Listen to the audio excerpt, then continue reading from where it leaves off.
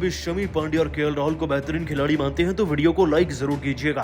दोस्तों, शमी की रफ्तार के आगे आखिरकार केएल राहुल को भी झुकना पड़ा। आखिरकार कैसे शमी ने अपनी शानदार गेंदबाजी से केएल राहुल को घुटनों पर टिका दिया, जिसके बाद पांड्या का भी रिएक्शन देखने वाला था।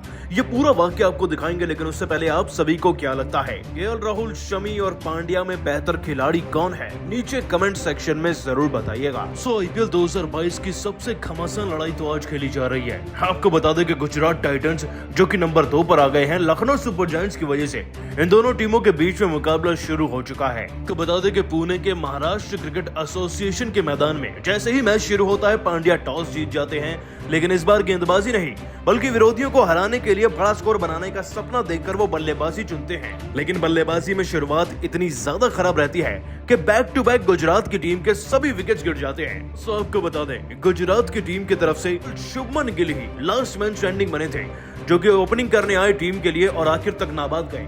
उनके अलावा हर कोई खिलाड़ी लगभग फ्लॉप रहा। आपको बता दें, उनके साथ आए साहा मात्र 5 रन पर आउट हो गए। इसके बाद 8 रन पर मैथ्यू वेड आउट हो गए। पांड्या खुद 11 रन लगाकर आउट हुए, लेकिन शुभमन गिल के कदम नहीं हिले। 42 गेंदों में 50 जड़ने के बाद इस खिलाड़ी ने कब में कब 45 गेंदों में 59 रन बना दिए, किसी को पता ही नहीं चला। दोस्तों, जाते जाते भी गिल के बल्ले से चौके निकल रहे थे और ये 63 रन बनाकर नाबाद गए। तो वहीं दूसरी तरफ राहुल तेवातिया के 16 गेंदों में 24 रन भी टीम को अच्छी खासी बढ़त दिला गए थे। दोस्तों, 144 रन स्कोरबोर्ड पर लगे थे। लखनऊ को 145 रन चाहिए थे और ये लक्ष्य तो वो 10 ओवर में चेज कर दें। लेकिन दोस्तों, पांड्या की पलटन भी राख छान कर पहुंची है नंबर 1 की पोजीशंस पर कई बार। ऐसे में वो कैसे मुकाबले को जीतने देते? और इसी बीच जब केएल राहुल बल्लेबाजी कर रहे थे तो शमी ने ऐसी घातक गेंद डाली कि उस पर केएल राहुल तो फ्लॉप हुए ही, साथ ही पांड्या का रिएक्शन भी देखने वाला था। ये वाक्य दोस्तों पारी के 5वें ओवर का है। केएल राहुल सलामी जोड़ी में आए तो सही, लेकिन तूफानी शुरुआत नहीं मिल पाई थी अभी तक लखनऊ की टीम को।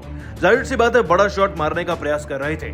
अब 16 गेंदों में राहुल के 8 रन थे, मतलब कि वो डेस्परेट थे बड़ा शॉट लगाने के लिए। तो इसी बात का फायदा मोहम्मद शमी ने उठाया 5वें ओवर की चौथी गेंद को एक शॉर्ट गेंद में तब्दील करके।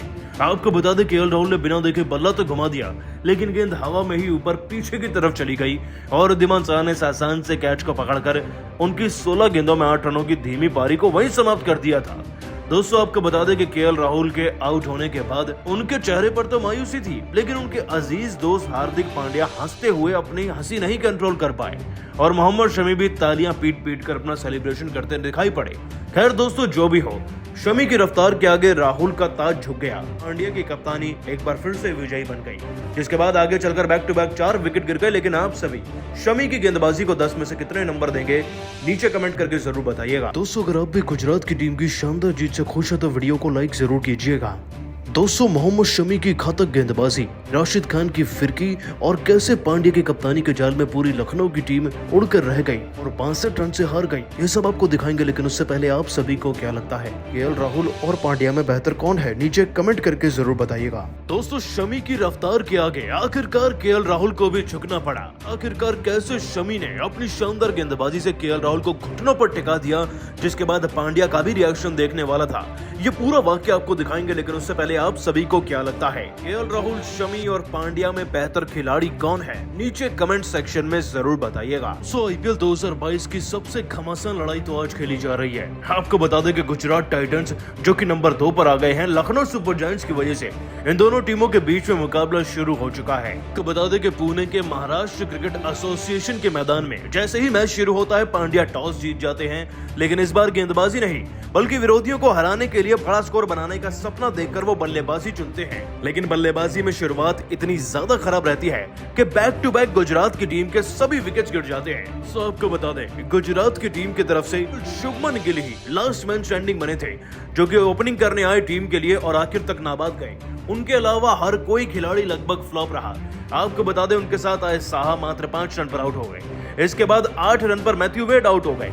पांड्या खुद 11 रन लगाकर आउट हुए, लेकिन शुभमन गिल के कदम नहीं हिले। 42 गेंदों में 50 जड़ने के बाद इस खिलाड़ी ने कब में कब 45 गेंदों में 59 रन बना दिए, किसी को पता ही नहीं चला।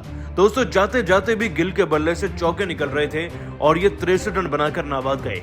तो वहीं दूसरी तरफ राहुल तेवातिया के 16 गेंदों में 24 रन भी टीम को अच्छी खासी बढ़त दिला गए थे। दोस्तों 144 रन स्कोरबोर्ड पर लगे थे। लखनऊ को 145 रन चाहिए थे और ये लक्ष्य तो वो 10 ओवर में चेस कर दे। लेकिन दोस्तों पांड्या की पलटन भी राख छान कर पहुंची है नंबर 1 की पोजीशंस पर कई बार। ऐसे में वो कैसे मुकाबले को जीतने देते। और इसी बीच जब केएल राहुल बल्लेबाजी कर रहे थे तो शमी ने ऐसी घातक गेंद डाली कि उस पर केएल राहुल तो फ्लॉप हुए ही, साथ ही पांड्या का रिएक्शन भी देखने वाला था। ये वाक्य दोस्तों पारी के 5वें ओवर का है। केएल राहुल सलामी जोड़ी में आए तो सही, लेकिन तूफानी शुरुआत नहीं मिल पाई थी अभी तक लखनऊ की टीम को। जाहिर सी बात है बड़ा शॉट मारने का प्रयास कर रहे थे। अब 16 गेंदों में राहुल के 8 रन थे, मतलब कि वो डेस्परेट थे बड़ा शॉट लगाने के लिए। तो इसी बात का फायदा मोहम्मद शमी ने उठाया 5वें ओवर की चौथी गेंद को एक शॉर्ट गेंद में तब्दील करके। आपको बता दें केएल राहुल ने बिना देखे बल्ला तो घुमा दिया, लेकिन गेंद हवा में ही ऊपर पीछे की तरफ चली गई, जिसके बाद रिद्धिमान साहा ने उनका यह आसान सा कैच पकड़कर उनकी पारी को मात्र 8 रन पर समाप्त करके रख दिया था। दोस्तों ये लखनऊ की टीम के लिए सबसे बड़ा झटका साबित हुआ, क्योंकि इसके बाद तो मानो ताश के पत्तों की तरह पूरी लखनऊ की टीम बिखरती नजर आई राशिद खान और मोहम्मद शमी के कदमों में। आपको बता दें केवल दीपक हुड्डा को छोड़कर और कोई तो मैदान में बल्ला भी नहीं चला पा रहा था अपना। करण शर्मा 4 रन, कृणाल पांड्या 5 रन, आयुष बदौनी जैसे खिलाड़ी भी 8 रन पर आउट हो गए। तो वहीं स्टोइनिस और जैसन होल्डर जैसे ऑलराउंडर भी 2 और 1 रन पर विकेट गंवा बैठे।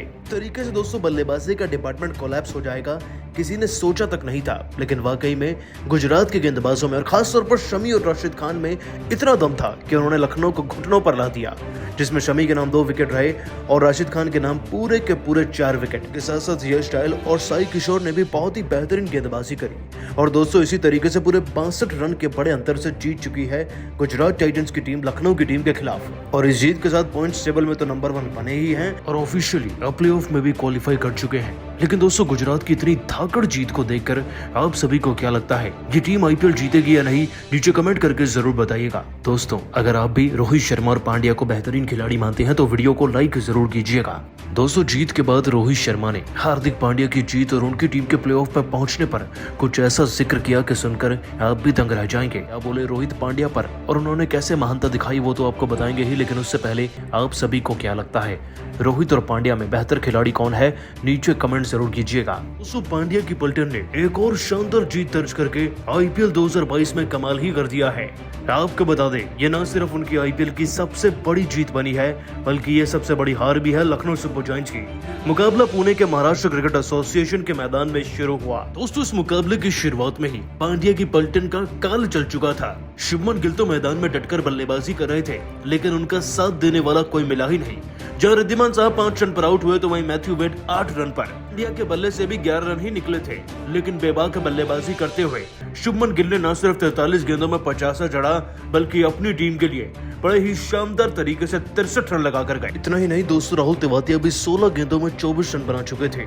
इससे दोस्तों लखनऊ की टीम के खिलाफ जीटी का स्कोर 144 तक पहुंच गया। लक्ष्य ज्यादा बड़ा नहीं था, लेकिन फिर भी कहते हैं ना कि मुकाबले के आखिरी ओवर की आखिरी गेंद तक ये अंदाजा नहीं लगाना चाहिए कि जीतेगा कौन, क्योंकि क्रिकेट का खेल ही ऐसा है। सो आपको बता दें कि आज गुजरात के गेंदबाजों ने गुजरात की टीम की इज्जत को कुछ इस कदर बचाया कि लखनऊ के कप्तान केएल राहुल अपने सपने में भी नहीं सोच कर आए होंगे। पारी के चौथे ओवर में क्विंटन डिकॉक का विकेट क्या गिरा। अगले ही ओवर में मोहम्मद शमी ने 8 रन पर ही केएल राहुल को कैच आउट कराकर गुजरात की टीम की तकदीर को लिखना शुरू कर दिया था। इसके बाद अगले ओवर में करण शर्मा, उससे अगले ओवर में कृणाल पांड्या आउट हो गए। बैक टू बैक 4 विकेट गिरने के बाद लड़खड़ा चुकी थी लखनऊ की टीम। इन सभी खिलाड़ियों में से दोस्तों कोई भी खिलाड़ी 10 के पार नहीं जा पाया था, केवल दीपक हुड्डा को छोड़कर, जिन्होंने लड़खड़ाते हुए 27 रन तो बनाए, लेकिन फिर उन्होंने भी दम तोड़ दिया। Ayush Badoni 8 run, Marcus Stoinis 2 run पर आउट हो गए और होल्डर भी 201 रन पर आउट हुए, जिसके बाद गुजरात की टीम की जीत निश्चित हो गई थी। और फिर पारी के 14वें ओवर में ही इतने कम लक्ष्य को देखकर भी 62 रन के अंतर से जीत गई गुजरात टाइटंस की टीम। ये दोस्तों किसी चमत्कार से कम नहीं है। इस जीत के बाद फिर से गुजरात ने पहले पायदान का ताज तो पहन लिया है। लेकिन दोस्तों आपको बता दें कि हार्दिक पांड्या की एक और धांसू जीत और सीधा प्लेऑफ में पहुंचने पर अब रोहित शर्मा ने भी उन्हें बधाई दी है और कुछ ऐसा कहा कि वाकई में आप भी उन्हें सलाम कर जाएंगे। दोस्तों पांड्या की सफलता को देखते हुए रोहित शर्मा ने अपने बयान में कहा, देखिए हार्दिक पांड्या इस देश के लिए एक बहुत ही अहम खिलाड़ी हैं और जब उन्होंने वापसी करी तो मैं बेहद खुश था, लेकिन इस बार उन्होंने वापसी एक खिलाड़ी के तौर पर नहीं बल्कि कप्तान के तौर पर की है, उससे मैं और भी ज्यादा खुश हूँ। उनकी सफलता और उनकी मेहनत में नजर आ रही है। उन्होंने काफी ज्यादा मेहनत करी है अपनी फिटनेस पर, अपनी कप्तानी पर और अपने स्किल्स को बेहतर करने में। बात से ज्यादा खुश हूँ कि कप्तानी के अलावा वो गेंदबाजी पर भी बराबर ध्यान दे रहे हैं और जिस तरीके से अब तक वो पूरे टूर्नामेंट में गुजरात की टीम को लेकर आगे बढ़े हैं वो दर्शाता है कि एक महान कप्तान कैसे अपनी टीम को हर मैच में जिता सकता है। उम्मीद है कि प्लेऑफ से आगे भी उनकी टीम जाएगी और इस बार फाइनल्स भी गुजरात टाइटंस का ही होगा। हार्दिक पांड्या की एक और सफलता के लिए उन्हें बहुत बहुत बधाई। दोस्तों रोहित शर्मा ने पांड्या को इतनी बधाई दी है कि वाकई में कोई करीब ही ऐसा कर सकता है। लेकिन आप सभी को क्या लगता है, क्या हार्दिक पांड्या की अब भारतीय टीम में रोहित को वापसी करानी चाहिए या नहीं? नीचे कमेंट करके जरूर बताइएगा और ऐसी ताज़ा खबरों के लिए अभी सब्सक्राइब कीजिए हमारे YouTube चैनल को। धन्यवाद।